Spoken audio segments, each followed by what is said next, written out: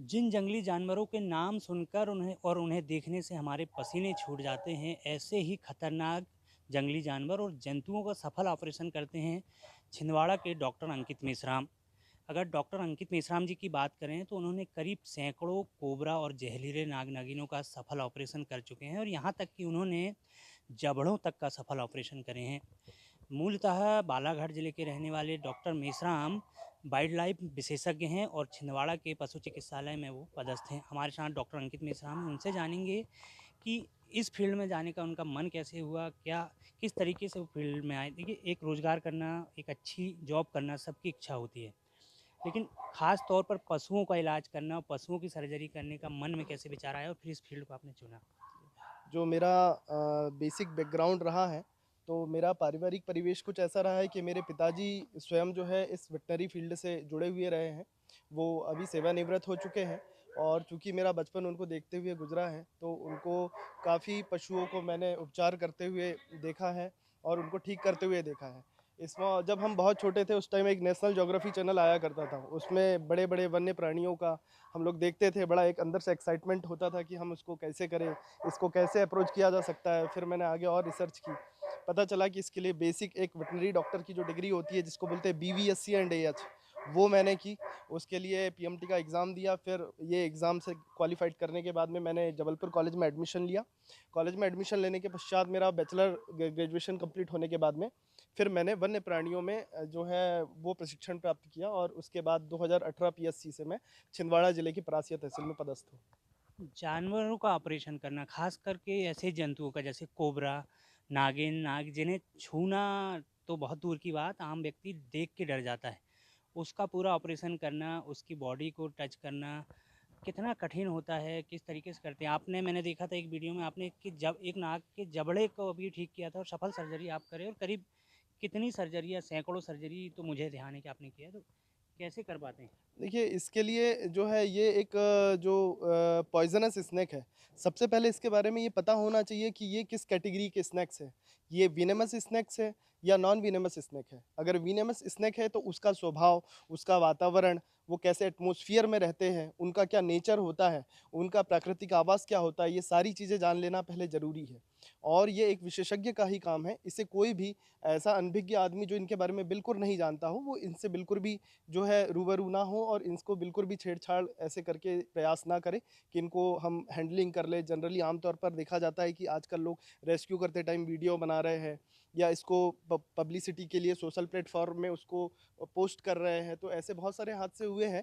तो इसके लिए जो है ज़रूरी है कि पहले उसका स्वभाव, उसकी प्रकृति जान लेना अति आवश्यक है। इंसानी बीमारी को डायग्नोस करने के बहुत तरीके हैं। बहुत सी मशीनें हैं, ब्लड जाँच से लेके सारे तमाम तरह के उपकरण हैं। लेकिन जानवरों के ख़ास तौर पर नाग, नागिन या चीता, वन्य प्राणी जो हैं, उनकी बीमारी डायग्नोस करना सबसे कठिन काम होता होगा। वो कैसे कर पाते हैं? देखिए, ये एक यही एक कला है। एक बहुत बड़े साइंटिस्ट थे विलियम रॉगर्स जिन्होंने कहा था the best doctor in the world is the veterinarian because he can not ask his patient what is the matter he just go to know. उसको जानना है कि उसको क्या हुआ है। इसलिए इस दुनिया का सबसे अच्छा जो डॉक्टर माना गया है वो एक वेटरनियन को माना गया है।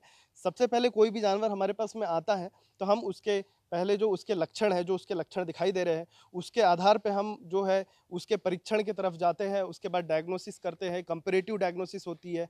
2 से 3-4 चीज़ें निकल के आती है, उसके बाद हम लैबोरेटरी डायग्नोसिस भी करते हैं। कन्फर्मेटरी डायग्नोसिस होने के बाद ही हम किसी डिसीज़ को जो है प्रूफ करते हैं कि ये डिसीज़ इसको है। अ, लगभग अगर बात करें तो कितने नाग, नागिन जो ज़हरीले हैं, उनका आप सफल ऑपरेशन कर चुके हैं अभी ये तक? लगभग मैं 2015 से वन्य प्राणियों में स्पेशली रेप्टाइल्स में स्नेक्स के लिए काम कर रहा हूँ। तो मुझे ऐसा लगता है कि मैं 120 से 130 के आसपास लगभग कोबराज़ के सफल ऑपरेशन और रेस्क्यूज़ करके उनको उनके नेचुरल हैबिटेट में रिलीज़ कर चुका हूँ। आमतौर पर घर में जहरीले नाग, नागिन, साँप निकलते हैं। अगर पहली फौरी तौर पर किसी के घर में कुछ दिखता है तो कैसे हम जान सकेंगे कि वो जहरीला है, नहीं है? किस किस्म का उसकी प्रजाति या फिर एहतियात क्या करना चाहिए? जी, बहुत अच्छा क्वेश्चन पूछा आपने। एक्चुअली क्या है, लोगों को आम तौर पे ये पता नहीं होता है कि कौन-सा स्नैक्स जो है, कौन-सा साँप जो निकला है, वो ज़हरीला है या नहीं है। कुछ लोग एक ऐसे जहरीले सांप को जो कि जहरीला नहीं है, ये समझ के अप्रोच करते हैं और वो अंततः जो है मौत के शिकार हो जाते हैं। तो जनरली हमारे भारत में 4 तरीके के विषैले सांप हैं, जनरली 3 ही हैं, जिसमें पहला है इंडियन कोबरा, जिसको नाग बोलते हैं, भारतीय नाग और इसका जो साइंटिफिक नाम है वो नाजा नाजा है। तो जनरली जो हुड बनाते हैं, जो अपनी गर्दन की पसलियों को फैला लेते हैं और एक हुड बनाते हैं और कभी भी इनको ऐसी आशंका होती है कि ये खतरे में है या खतरा महसूस कर रहे हैं या कोई शिकारी इनके पास में आ रहा है, तो ये अपनी आत्मरक्षा के लिए एक हुड बनाते हैं और अपने गर्दन के रिब्स को फैला देते हैं, जो आम तौर पे ये विशेषता होती है, ये भारतीय नाग की होती है। जब भी अगर ऐसा हुड अगर निकला दिखा, तो ये एक ही साँप है, जिसको बोलते हैं भारतीय नाग, जो भारत में सबसे ज़्यादा विषैले साँपों में से एक माना जाता है। तो ये तो हो गई भारतीय नाग की पहचान। दूसरा साँप होता है, जिसको बोलते हैं रसेल वाइपर। रसेल वाइपर एक ऐसा सांप है जिसको जनरली लोग आमतौर पे चित्ती समझ लेते हैं या चित्ती है अजगर समझ लेते हैं उसे, पर वो अजगर होता नहीं, क्योंकि अजगर जो है एक जहरीला सांप नहीं है और वाइपर जो है वो एक बहुत जहरीला सांप है। तीसरा जो सांप है वो कॉमन करेत है, जो रात के समय में निकलता है और सामान्यतः इसका ये नेचर है कि ये गर्मी ढूंढने के लिए इंसानों के बिस्तर में छुप जाता है। इसको इंसान की शारीरिक गर्मी ज़्यादा पसंद होती है और जैसे ही कोई इंसान मूवमेंट करता है, कोई आदमी का मूवमेंट होता है, तो वो बाइट कर लेता है। तो 3 सांप बहुत ज़हरीले हैं हमारे भारत में, जिसमें से पहला भारतीय नाग, दूसरा रसेल वाइपर और तीसरा है कॉमन करैंथ।